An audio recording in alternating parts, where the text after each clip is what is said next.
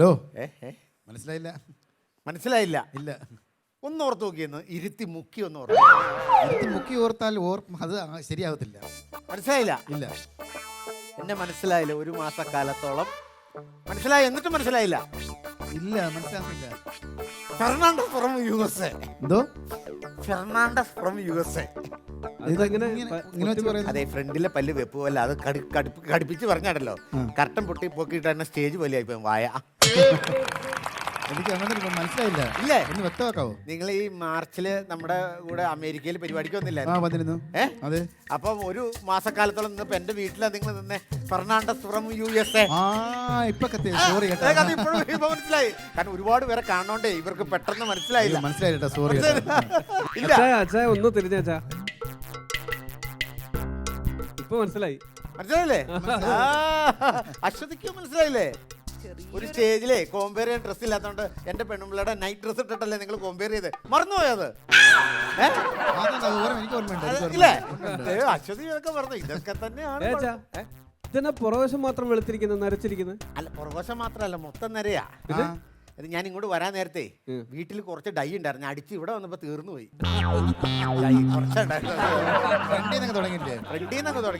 നമുക്ക് കുറെ ഗിഫ്റ്റ് കിട്ടിയായിരുന്നല്ലോ. കുറെ ഗിഫ്റ്റ് ഞങ്ങൾക്ക് കിട്ടിയായിരുന്നല്ലോ. അത് നമുക്ക് കിട്ടിയപ്പോ ഇദ്ദേഹത്തിന്റെ നമ്മുടെ കാറിൽ സ്ഥലമില്ലാത്തത് കൊണ്ട് ഇദ്ദേഹത്തിന്റെ കാറിൽ വെക്കാന്ന് പറഞ്ഞ് എയർപോർട്ടിൽ തിരിച്ചു എത്തിക്കാന്ന് പറഞ്ഞു. തരാതെ നമ്മളെ പറ്റിച്ച കക്ഷിയാണ്. അതിനകത്ത് സത്യാവസ്ഥ എന്നാന്നറിയാമോ? എന്താണ്? എന്റെ വീടിന്റെ വില 10 കോടി രൂപയാ. അതായത് എനിക്കൊരു കാറുണ്ട്. ആ കാറിന്റെ വില 6 കോടി രൂപയാണ്. അപ്പൊ ആ 6 കോടി രൂപയുടെ കാറിനകത്ത് ഇവരുടെ നിസ്സാര പൈസയുള്ള ഗിഫ്റ്റ് കൊണ്ടുവരാനായിട്ട് ഞാൻ ഇറങ്ങാൻ തുടങ്ങുമ്പോഴത്തേക്കും 5 ലക്ഷം രൂപയുടെ വില കുറഞ്ഞ ഒരു വണ്ടിയിൽ എൻ്റെ ഒരു ബന്ധത്തിൽപ്പെട്ട ആളുകളും കയറി വന്നു. നമുക്ക് 6 കോടി രൂപയുടെ വണ്ടി ഉണ്ടെന്ന് പറഞ്ഞ് 5 ലക്ഷം രൂപയുടെ വണ്ടിയിൽ വന്നവരെ നമുക്ക് മൈൻഡ് ചെയ്തിരിക്കാൻ പറ്റുമോ? ഞാനിങ്ങനെ അവരോട് സംസാരിച്ചുകൊണ്ടിരിക്കുന്ന സമയത്ത് അപ്പോഴാണ് ഞാൻ ഓർക്കുന്നത്, ദൈവമേ നിങ്ങൾക്ക് ഗിഫ്റ്റ് തന്നില്ലോ എന്ന്.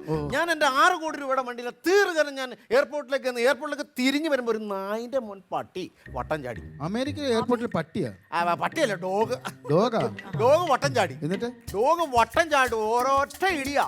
ഞാൻ നോക്കുമ്പോ അന്തരീക്ഷത്തിൽ കിടന്ന് പ്രേമനസൂർ കുട്ടിക്കാരനും മണനാരി ഇങ്ങനെ മറിഞ്ഞോണ്ടിരിക്കും. പട്ടിയല്ല, പട്ടി താഴെ ഇവൻ എന്നെ കാണിക്കാന്ന് പറഞ്ഞ് വെള്ളേക്ക് നോക്കി വെക്കുക. എന്റെ 6 കോടി രൂപയുടെ കാറ് മറിഞ്ഞോണ്ടിരിക്കുക. ഡോറൊക്കെ അങ്ങനെ തുറന്നു. ഈ ഡോറിനകത്തോടെ എന്റെ നിങ്ങൾക്ക് കൊണ്ടുവന്ന ഗിഫ്റ്റ് ഇല്ലേ പുറത്തേക്ക് ചാടി. ഞാൻ നേരെ താഴെ ഇറങ്ങി നോക്കുമ്പോ എന്നെ പിള്ളേർ എടുത്തോണ്ട് പോണു. അപ്പൊ പിടിച്ചു ചേർത്തല്ലോ, പ്രശ്നം ഉണ്ടാക്കണ്ടായിരുന്നോ? എന്റെ പിള്ളേർ ഗിഫ്റ്റ് എടുത്തോണ്ട് എന്റെ വീട്ടിലേക്ക് പോകണേ ഞാൻ ഇതിനോട് പിടിച്ചു നിർത്തുന്നത്. അതെ അതെ. ഞാൻ പിള്ളേരുടെ ശാശി പറഞ്ഞുകൊണ്ടിരിക്കുന്ന സമയത്ത് നിങ്ങളുടെ വിമാനം മേളിക്കടെ ഷൂ എന്നും പറഞ്ഞു അങ്ങ് പോയി. അപ്പൊ അങ്ങനെ നിങ്ങൾക്ക് തരാൻ പറ്റാതെ ആയിപ്പോയി. അല്ലാണ്ട് എനിക്കിത് ആർത്തി ഉണ്ടായിട്ടോ എനിക്കങ്ങനെ ആഗ്രഹം ഉണ്ടായിട്ടോ അയ്യോ അത് പറയാൻ വിട്ടുപോയി. അതെ, എന്റെ മോളുടെ കല്യാണമാണ്. സാധാരണ അമേരിക്കയിൽ നിന്നൊക്കെ ആൾക്കാർ വന്നു കഴിഞ്ഞാൽ വന്ന് എയർപോർട്ടിലേക്ക് കയറുന്ന സമയത്ത് ഇങ്ങോട്ട് കരഞ്ഞിട്ട് പറയും ജീവിതത്തിൽ നിങ്ങളെ മറക്കില്ല എന്ന്. കേരളത്തിൽ വന്നു കഴിഞ്ഞാൽ പിന്നെ ഫോൺ കൊടുക്കൂല, ആരെയും വിളിച്ചോട്ട് കിട്ടൂല. വിളിച്ച് കഴിയുമ്പോൾ ചേട്ടൻ ഷൂട്ടില്ലാന്ന് എന്നുവെച്ചാൽ പെണ്ണുമ്പിള്ളേനെ കണ്ടല്ലേ ഇവന്മാരൊക്കെ ഷൂട്ടിങ്ങിന് പോകണം. അല്ല അല്ല, നിങ്ങൾ അങ്ങനെയല്ല. അപ്പോൾ നിങ്ങളെ കണ്ടിട്ട് നേരിട്ട് മക്കളെ കൊണ്ട് അനുവാദം മേടിപ്പിക്കണം, കല്യാണം ക്ഷണിക്കണം. നിങ്ങളെല്ലാവരും വന്നെ. ഞാൻ നാട്ടിൽ പറഞ്ഞു പോയി മോക്കടെ കല്യാണത്തിന് വരുന്ന അശ്വതി വന്നോട്ടോ. അപ്പൊ വരണം.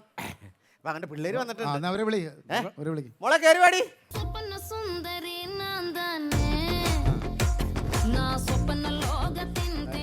ഇതാണ് എന്റെ മോള്.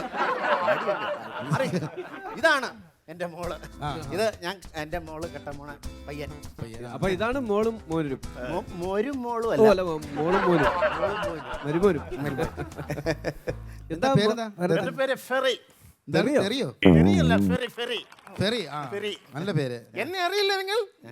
എന്നെ അറിയില്ലേ? ഓർക്കുന്നില്ല. മനസ്സിലായില്ലേ? ഉല്ലാസം പന്തളം കൂടെ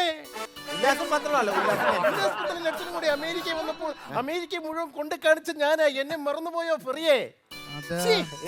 മനസ്സിലായില്ലേ? ഞാൻ അവിടെ ഇല്ലാതിരിക്കുന്ന സമയത്ത് ഇവനാണ് എല്ലാവരും കൊണ്ട് എല്ലാം കാണിച്ചു കൊടുത്തത്.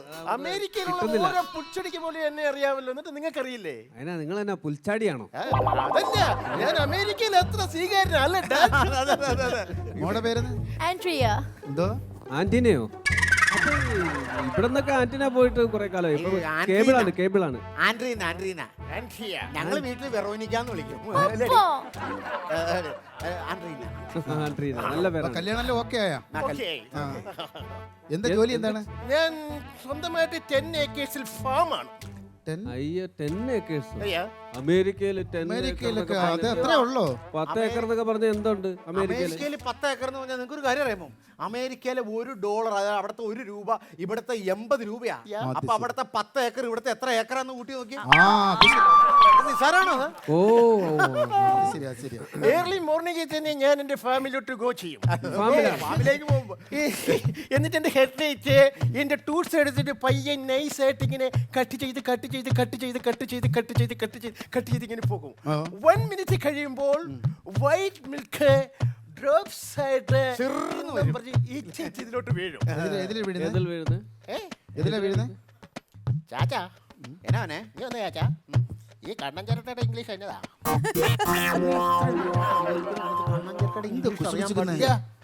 കണ്ണൻ ചേട്ടയുടെ ഇംഗ്ലീഷ് എന്നെ എനിക്കറിയാൻ പാടില്ല. കണ്ണഞ്ചേട്ടയുടെ ഇംഗ്ലീഷ് നിനക്കറിയാം? എനിക്കറിയില്ല പപ്പ. ദൈവമേ, ഇനിയിപ്പോ ഞാൻ കുഴപ്പമില്ല. ആ,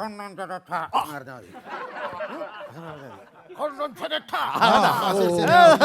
മനസ്സിലായി മനസ്സിലായി. കണ്ണച്ചിരട്ടയിൽ വീഴും. എന്നാ ഒരു സംശയം കൂടെ, എന്നാ? ഈ ഒട്ടുപാലിന്റെ ഇംഗ്ലീഷ് എന്നതാ? ഓ, ഇവൻ മനുഷ്യനെ നാറ്റിക്കും. ഒട്ടുപാലിന്റെ ഇംഗ്ലീഷ് തന്നെ അടി നമുക്കും അറിയാൻ പാടില്ല. ഒട്ടുപാലിന്റെ ഇംഗ്ലീഷ് സ്റ്റിക്കർ മിൽക്ക്. ചിക്കർ മിൽക്ക്. ഓക്കേ. മനസ്സിലായി. ഞങ്ങളെ ക്രിസ്ത്യാനികളാണേലും ഞങ്ങള് വളരെ ഈ എന്തിനാ ജാതകത്തിലൊക്കെ ഭയങ്കര വിശ്വാസമുള്ളവരാണ്. ആ അത് ശരി, അത് വേണം. അത് അങ്ങനെ ജാതകം നോക്കിയാണ് എന്റെ ആൻഡ്രിയയുടെ വിവാഹം തന്നെ ഞങ്ങൾ നടത്തുന്നത്. ഞങ്ങൾക്ക് 10 പൊരുത്തമുണ്ട്. ഏയ് ആൻഡ്രിയ, പത്തിരി പൊരുത്തം. യാ, 10 പൊരുത്തം. പത്തിരി പൊരുത്തമാണ്. പത്തിരി പൊരുത്തോ? പത്തടി പൊരുത്തമല്ല, പത്തര പൊരുത്തം. പത്തര അതായത് ജോത്സ്യൻ പറഞ്ഞത് മരണത്തിന് പോലും ഞങ്ങളെ വേർപെടുത്താൻ പറ്റില്ല എന്നാണ്. പപ്പ, ഞാൻ മറ്റേ കാര്യം പറയട്ടെ പപ്പ. അമേരിക്കയിൽ ജനിച്ചുള്ളതാണ് പറയല്ല. ഈ കൊച്ചുണ്ടല്ലോ, ഇവളോട് എന്ത് കാര്യം പറഞ്ഞ അവളെ എന്നോട് ചോദിച്ചിട്ട് ഇനി വേണ്ടാന്ന് ഞാൻ പറഞ്ഞു കഴിഞ്ഞാൽ അവളത് ചെയ്യില്ല. പപ്പ, ഞാൻ പറയട്ടെ. വേണ്ട മോളെ, ഞാൻ പറഞ്ഞ എന്താ? ചില സമയത്ത് അവൾ അങ്ങനെ. അങ്ങനെയാണെങ്കിൽ ഞങ്ങളൊരു കാര്യം ചോദിക്കട്ടെ. അതായത് ഇപ്പം പിന്നെ നിങ്ങൾ 10ൽ 10 പൊരുത്തം എന്നല്ലേ പറയുന്നത്? 10 പൊരുത്തം നിങ്ങൾ പിന്നെ വിവാഹിതരായെന്ന് വെച്ചു. വിവാഹിതരാകുമ്പോൾ നിങ്ങളുടെ ഏറ്റവും അടുത്ത സുഹൃത്ത് ആരാണ് നിങ്ങളുടെ? എന്റെ ഏറ്റവും അടുത്ത സുഹൃത്ത് എന്ന് പറഞ്ഞാൽ ബെഞ്ചമിൻ ബ്രൂണോ അല്ലേ? എന്റെ മനസ്സ്, ഞങ്ങൾ ഒരു രണ്ട് മനസ്സും ഒരു ശരീരവുമാണ്. അത്ര കൂട്ടാണ്. അതെ, അതെ, അതെ. അപ്പൊ നിങ്ങളില്ലാത്ത സമയത്ത് ഈ ബ്രൂണോ നിങ്ങളുടെ വീട്ടിൽ വന്നു, നിങ്ങളെ വൈഫുമായിട്ട് സംസാരിച്ചു. എന്നിട്ട് നമുക്ക് ബീച്ചിൽ പോകാന്ന് പറഞ്ഞിട്ട് രണ്ടുപേരുടെ ബീച്ചിലേക്ക് പോകുന്നു. എന്തായാലും ബീച്ചിൽ ചെന്നപ്പോൾ ഇവർ വെള്ളത്തിൽ കടലിലായിപ്പോയി, ആപത്തിന് കേട്ടാ, തിരമാല അകപ്പെട്ടു പോയി, കടലിൽ അകപ്പെട്ടു പോയി. ഈ വിവരം ഫെറി അറിഞ്ഞിട്ട് ഓടി അവിടെ കടപ്പുറത്ത് ആ ബീച്ചിൽ വരികയാണ്. ബീച്ച് വന്ന് നോക്കുമ്പോൾ രണ്ടുപേരും കടലിൽ ഇങ്ങനെ ഉള്ളിൽ കിടന്ന് ഇങ്ങനെ കൈയും കാലും ഇട്ട് അടിക്കുന്നു. നിങ്ങൾ ആരെ രക്ഷിക്കും? ഞാൻ രണ്ടുപേരെയും രക്ഷിക്കത്തില്ല. വെറി, ഞാനില്ലാത്ത സമയത്ത് ഇവള് ബ്രൂണോ ആയിട്ട് ഇവളെന്തിനാണ് ബീച്ചിൽ കുളിക്കാൻ പോയത്? ഫെറി, അവര് ചുമ്മാ ഒരു ഉദാഹരണം പറഞ്ഞതല്ലേ? അവർ എന്ത് ഉദാഹരണം പറഞ്ഞെന്ന് പറഞ്ഞാലും ഞാനില്ലാത്ത സമയത്ത് നിന്നോട് ആര് പറഞ്ഞു ഈ ബ്രൂണോ ആയിട്ട് ബീച്ചിൽ പോകാനായിട്ട്? ഫെറി ജോക്ക് പറയല്ലേ ഫെറി? ജോക്കൊന്നും അല്ല, ഇത് ജോക്കല്ല, ഇത് ജീവിതം വെച്ചാണ് ബ്രാൻഡിനെ നീ കളിച്ചിരിക്കുന്നത്. ഞാനില്ലാത്ത സമയത്ത് നീ എന്തുകൊണ്ട് നീ ബ്രൂണോമായിട്ട് നീ കടപ്പുറത്ത് പോയി മാത്രം എന്നോട് പറ.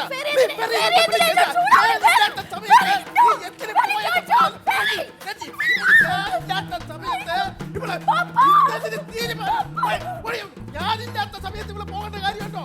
ഇത് ഇനി അവസാനമാണ്, അവസാനം. 10ൽ 10 പൊരുത്തം.